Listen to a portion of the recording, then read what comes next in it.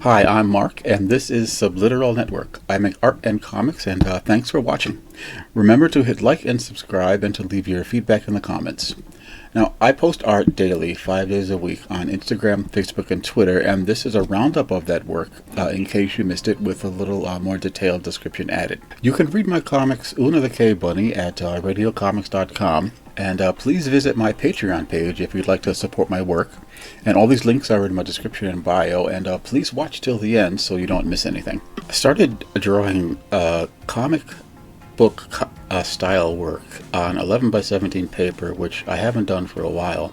And I find it such a large piece of paper that I have to tilt it differently to not get distorted proportions and stuff, and I'm not exactly comfortable with that. I'd like to get more comfortable, but I think I'll still be drawing 11 by 17 proportions on 11 by 14 paper, which I figured out a template to make that happen just because it's easier to do. And I'm of the opinion that if you're drawing shorter lines, it takes you less time to draw something that you would normally draw on a larger piece of paper.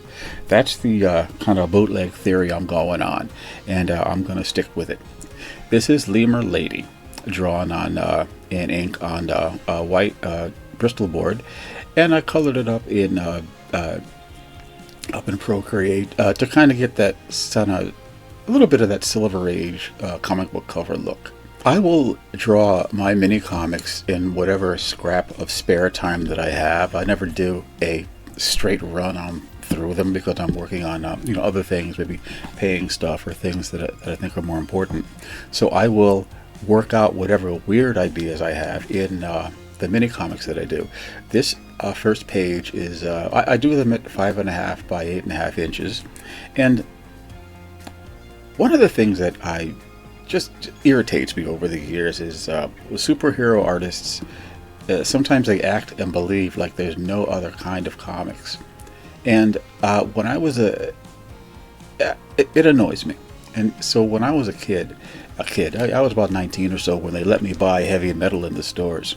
And then I got supremely irritated because I was seeing these great European cartoonists, people like Mobius and people like that, who were just doing these incredible works that were just great comics, great art, and utterly unlike anything that I'd seen before.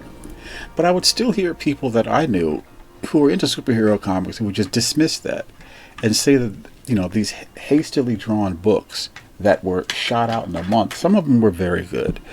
But that's not really the point. I did not like the strange prejudice against anything, against any kind of book that didn't feature like a very muscular man in a skin-tight outfit with his Speedos stretched over the top. I said, that I had come to realize that comics could be and should include more than that. So I'd get pissed off sometimes, and the distillation of all that being pissed off is this.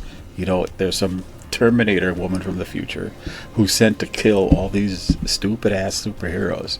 There's about 4 pages of this. This is page 1, and I ended it because I wasn't going to be doing anything except sending deadly bullets through superheroes. So I just said, okay, that's enough of this, and I got it out of my system. So what do you do if your giant remote controlled robot goes insane and stomps on a city?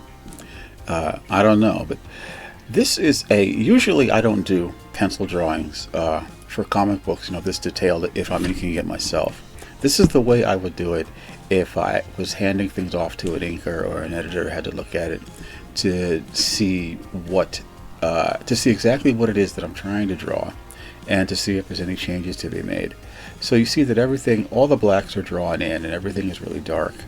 I mean, there's a bunch of schools and opinions on it, but if I'm handing something off to an inker, I want them to know exactly what it is that I'd like to appear in the picture and how I want it to look. Now, they can always make changes, can be good or bad depending on how good they are, but it's important on a job like this to deliver clear pencils so that your interpretation isn't, so that your work isn't misinterpreted. Pencil sketch of Belinda Bump, a character by the great cartoonist Vaughn Baudet. Apparently, Belinda was only about 4 feet tall, and she was just drawn with this scrunched down little figure. So you've got to fit like a lot of curves in a very short girl, and that's what makes her kind of fun to draw. I drew this on the back of some scrap paper, and again, I wish I hadn't because the scan won't get rid of those lines in the back. But that's what I did, and I kept it. And later on, I did like a very nice color piece. Not in this pose. I'll do this again at some point. But Belinda Bump just sticks out to me a lot, just as a character. She was a very interesting character, really like a really hippie chick in space. But she was very just sort of self-assertive and confident, and like a lot of the female characters that Baudet created.